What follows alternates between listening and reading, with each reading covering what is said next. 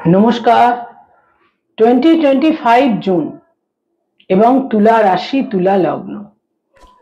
2025 এর 2025 সালের জুন মাস তুলা রাশি এবং তুলা লগ্নের জন্য মাস ভিত্তিক রাশিফল, অর্থাৎ জুন মাস আপনাদের ঠিক কিরকম কাটবে, জুন মাসে কি থাকছে আপনাদের কোয়ালিটি অফ টাইম বা সময়ের গুণগত বৈশিষ্ট্য, সময় কতটা ফেভারে থাকছে বা সময় কতটা এগেনস্টে থাকছে। রাশিফল, যাকে জ্যোতিষের পরিভাষায় বলা হয় গোচর ফল, গোচরে সঞ্চারে বা ট্রানজিটে গ্রহদের কি অবস্থান, মুভমেন্ট ইত্যাদি তৈরি হচ্ছে এবং তার ফলে আপনারা কি ধরনের ফলাফল, রেজাল্ট পেতে চলেছেন। আন্ডারস্ট্যান্ডিং অফ টাইম, সময়কে জানা এবং সময়কে বোঝা। তুলা রাশি তুলা লগ্ন, আপনার চন্দ্র রাশি বা মুন সাইন যদি তুলা হয় এই ভিডিও আপনার জন্য, আপনার লগ্ন বা অ্যাসেন্ডেন্ট যদি তুলা হয় তাহলে এই ভিডিও আপনার জন্য। অনেকে রাশিকে ফলো করেন, বেশিরভাগ মানুষই রাশিকে ফলো করেন, অনেকে লগ্নকেও ফলো করেন। তুলা রাশি তুলা লগ্ন, সাইন লিব্রা, ন্যাচারাল জোডিয়াকের যেটা 7th হাউস বা সপ্তম ঘর। তুলা রাশি তুলা লগ্নের জন্য এই জুন মাসে কি থাকছে গ্রহ অবস্থান। প্রথমেই যে সৌরমণ্ডলে, যে সোলার সিস্টেমে আমরা রয়েছি সেখানে গ্রহদের কি অবস্থান থাকছে, তাদের কি সঞ্চার, মুভমেন্ট ইত্যাদি তৈরি হচ্ছে। তুলা রাশি তুলা লগ্নের জন্য শুক্র, রাশি লগ্নের অধিপতি শুক্র অত্যন্ত গুরুত্বপূর্ণ গ্রহ। শুক্র কিন্তু আপনাদের 7th হাউসে থাকছে 29 জুন পর্যন্ত, অর্থাৎ কম বেশি প্রায় পুরো মাসটাই শুক্র আপনাদের সপ্তমে অবস্থান করে থাকবে। তুলা রাশি তুলা লগ্নের জন্য যে যোগকারক গ্রহ, চতুর্থ পঞ্চমের অধিপতি, সেই শনি কিন্তু 6th হাউসে থাকছে, যেটা তুলা রাশি তুলা লগ্নের জন্য খুব একটা ইতিবাচক বলা যায় না। এমনিতে ষষ্ঠের শনি অনেক সময় ভালো, কিন্তু তুলা রাশি তুলা লগ্নের জন্য কিন্তু যোগকারক গ্রহ হিসেবে ষষ্ঠ স্থানে অবস্থান কিন্তু নানা রকমের বিঘ্নকারক। রাহু তাদের 5th হাউসে পুরো মাসটাই থাকছে, পঞ্চমে থাকছে রাহু, 5th হাউসে থাকছে রাহু, যে পঞ্চম ঘরকে আমরা বলে থাকি যে আমাদের মতি, আমাদের বুদ্ধি, আমাদের ইন্টেলিজেন্স, আমাদের প্রারব্ধ, আমাদের সন্তান, ফলাফল, যে কোনো কিছু রেজাল্ট, তো সমস্ত কিছু, অনেক কিছুই কিন্তু এই 5th হাউস। তো সেখানে রাহুর মতো পাপগ্রহ, ক্রূর গ্রহ থাকছে পুরো মাসটাই, এবং রাহুর কিন্তু একটা দৃষ্টি, 9th অ্যাসপেক্ট, নবম দৃষ্টি তুলা রাশি তুলা লগ্নের উপরেই থাকছে। ভাগ্যস্থানে রাহুর দৃষ্টি থাকছে, রাশি লগ্নের উপর রাহুর দৃষ্টি থাকছে এবং একাদশে রাহুর দৃষ্টি থাকছে। তুলা রাশি তুলা লগ্নের জন্য তাদের যেটা অষ্টম ঘর, 8th হাউস, সেখানে রবি থাকছে প্রথম 15টা দিন, তারপর রবি চলে আসছে 15 জুন তাদের ভাগ্যস্থানে বা নবম ঘরে। বুধ প্রথম 6টা দিন থাকছে অষ্টমে এবং 6 জুন বুধ চলে আসবে নবমে, ভাগ্যস্থানে সক্ষেত্রস্থ হবে এবং এখানে 22 জুন পর্যন্ত বুধ থাকবে। 22 জুন তাদের নবম থেকে বুধ চলে আসবে দশমে। বৃহস্পতি তো থাকছেই তাদের 9th হাউসে, নবমে ভাগ্যস্থানে থাকছে বৃহস্পতি, এবং তুলা রাশি তুলা লগ্নের একাদশে থাকছে কেতু এবং সপ্তম দ্বিতীয় অধিপতি মঙ্গল থাকছে তাদের দশমে প্রথম 7টা দিন, এবং 7 জুন মঙ্গল চলে আসবে তাদের একাদশে, যেখানে 11th হাউসে একাদশে, এবং যেখানে সে কেতু যুক্ত হবে। এই হচ্ছে গ্রহ অবস্থান তুলা রাশি তুলা লগ্নের জন্য জুন মাসে। এবার এই গ্রহ অবস্থানের ভিত্তিতে তাদের জন্য জুন মাস ঠিক কিরকম কাটবে, জুন মাসে কি থাকছে গোচর ফল, রাশি ফল বা কোয়ালিটি অফ টাইম। সমস্ত বিশ্বের সমস্ত অ্যাস্ট্রোলজার কিন্তু এই গোচর ফল, যাকে আমরা প্রেজেন্ট কোয়ালিটি অফ টাইম বা রাশি ফল বলে থাকি, প্রচলিতভাবে রাশি ফল বলে থাকি, তা নিয়ে কিন্তু সবসময় আলোচনা করে থাকেন, কারণ এই রাশিফল হচ্ছে সর্বাধিক গুরুত্বপূর্ণ। কারণ অনেক যেটা নিশ্চিত রূপে প্রি ডিজাইন্ড, প্রি ডেস্টিনড হয়ে জন্মছকে থাকে, সেটা কিন্তু গোচরে গ্রহ অবস্থানের মাধ্যমে সেটা কিন্তু বহু ক্ষেত্রে আমরা দেখে থাকি যে অ্যাক্টিভেটেড হয়। প্রথমেই শরীর স্বাস্থ্য বা হেলথ। শরীর স্বাস্থ্য বা হেলথ কিন্তু এই মাসে বিশেষ কোনো জটিলতা পূর্ণ থাকছে না, তবে আহার বিহার পান ভোজন ইত্যাদির মাধ্যমে কিন্তু শরীর স্বাস্থ্যে কোনো এই মুহূর্তে সমস্যা না হলেও একটা দীর্ঘমেয়াদী সমস্যা কিন্তু তৈরি হতে পারে পরবর্তী মাস থেকে। কারণ এছাড়া রাশি লগ্নের অধিপতি সপ্তমে থাকলেও সপ্তম স্থানকে আমরা মারক স্থান বলে থাকি, সুতরাং এবং সেখানে সেটা মঙ্গলের ঘর, ফলে বহু ক্ষেত্রেই মঙ্গল এখানে রাশি লগ্নের অধিপতি শুক্র এখানে মঙ্গলের দ্বারা অ্যাবজর্বড হয়ে থাকে, ফলে হেলথের ক্ষেত্রে এই মুহূর্তে কোনো অসুবিধে না হলেও কোনো ব্যাড প্র্যাকটিস, কোনো পান ভোজন অ্যাডিকশন ইত্যাদির মাধ্যমে কিন্তু দীর্ঘমেয়াদী কোনো হেলথের সমস্যা তৈরি হতে পারে।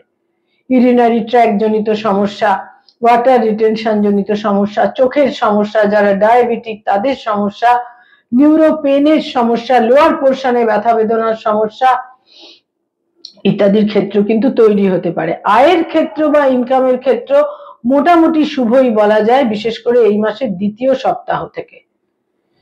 ব্যয় ভাব বা ব্যয়ের ক্ষেত্র বিশেষভাবে প্রবল থাকছে, অত্যন্ত প্রবল থাকছে, কারণ ব্যয় ভাবে কিন্তু পূর্ণভাবে শনির দৃষ্টি থাকছে। বিভিন্ন কারণে ব্যয়ের ক্ষেত্র তৈরি হবে এবং যে গ্রহটি মানুষকে দিয়ে নানা রকম হঠকারী ক্রিয়াকর্ম করায়, কূটনৈতিক ক্রিয়াকর্ম করায়, সেই রাহু কিন্তু পঞ্চমে থাকছে মতির ক্ষেত্রে বুদ্ধির ক্ষেত্রে।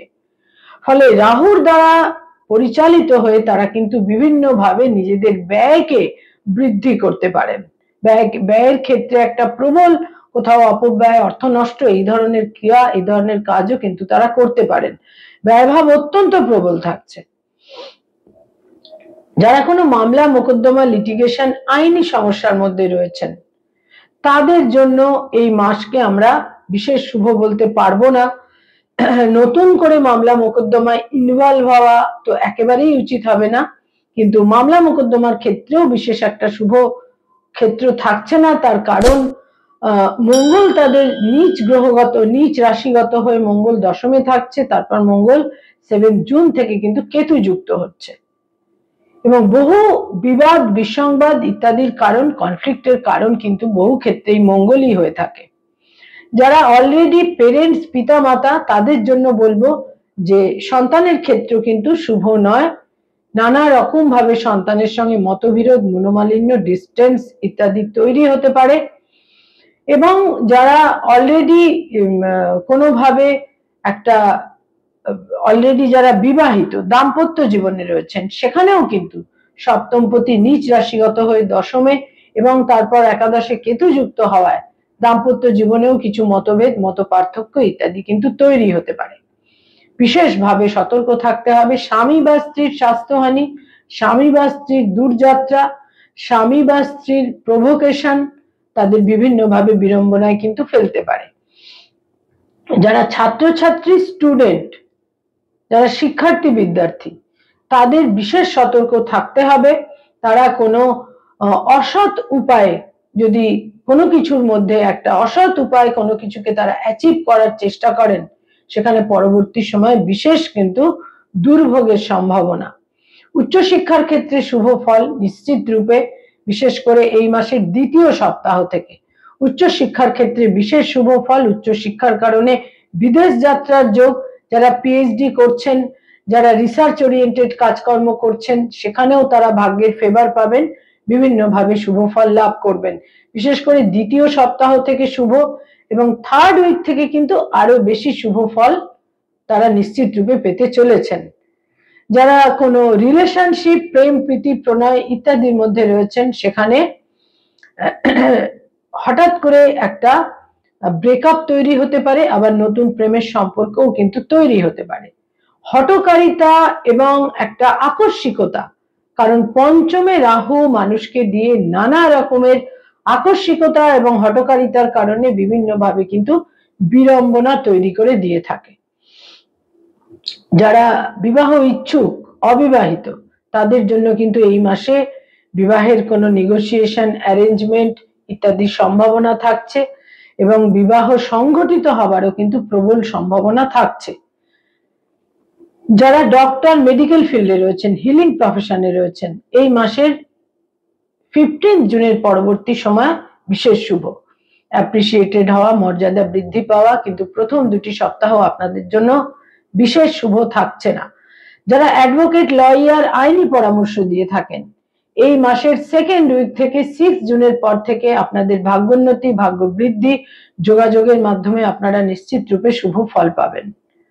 যারা মানি মার্কেটে রয়েছেন, stock market, share market, insurance, banking sector, বিভিন্নভাবে ফিনান্সিয়াল ইনস্টিটিউশনে রয়েছেন, ফিনান্স ওরিয়েন্টেড কাজকর্ম যারা করেন, যারা চার্টার্ড অ্যাকাউন্টেন্ট, নিজস্ব চার্টার্ড ফার্ম রয়েছে, এজেন্ট হিসেবে ইনভেস্টমেন্টের কাজ করিয়ে থাকেন, 6 জুনের পর থেকে সময় আপনাদের জন্য অতীব শুভ, নিশ্চিত রূপে শুভ, বিভিন্নভাবে শুভ ফল পাবেন।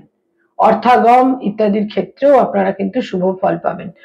যোগাযোগ এবং ভাগ্যের ফেভার, সময়ের ফেভার এই সময়কাল থেকে আপনারা পাবেন।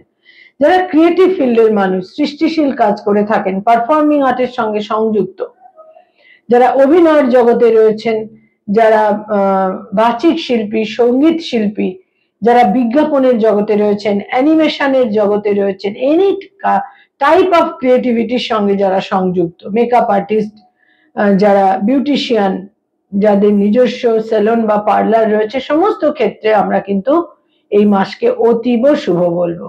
বিশেষ করে 2য় সপ্তাহ থেকে ভাগ্যের বৃদ্ধি, উন্নতি, প্রসার, অর্থাগম নানাভাবে কিন্তু আপনারা শুভ ফল পাবেন। তবে হঠকারিতা বা আকস্মিক সিদ্ধান্ত থেকে বিশেষভাবে সতর্ক থাকতে হবে। যারা ব্যবসা বাণিজ্য করেন, বিজনেস ওরিয়েন্টেড পিপল, ইনভেস্টমেন্টের ক্ষেত্রে সতর্ক থাকতে হবে। রিয়েল এস্টেট ওরিয়েন্টেড যারা কাজকর্ম করেন, সেখানে কিছুটা সতর্কতা প্রয়োজন। এছাড়া বাকিটা বেশ কিন্তু শুভ সময়।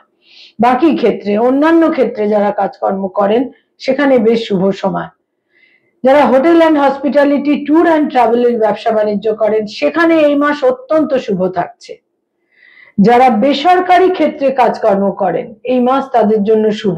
দূরযাত্রা, বিদেশ যাত্রা সম্ভাবনা রয়েছে। যারা নতুন জব সার্চ করছেন, এই মাসের 2য় সপ্তাহ থেকে আপনারা বেশ শুভ ফল কিন্তু পেতে পারেন, আপনাদের কিছু ইচ্ছা পূরণ হতে পারে। যারা রাজনৈতিক ব্যক্তিত্ব, পলিটিক্যাল ফিগার, প্রথম 2টি সপ্তাহ আপনাদের জন্য একেবারেই ফেভারে থাকছে না। বিভিন্নভাবে একটা অকাম্য পরিস্থিতি, অবাঞ্ছিত পরিস্থিতি তৈরি হতে পারে, কিন্তু 15 জুনের পর থেকে সময় আপনাদের জন্য অনেক বেশি অনুকূল। যারা সরকারি চাকরি করেন, গভর্নমেন্টের সঙ্গে কানেক্টেড হয়ে কাজকর্ম করেন, 15 জুনের পর সময় শুভ।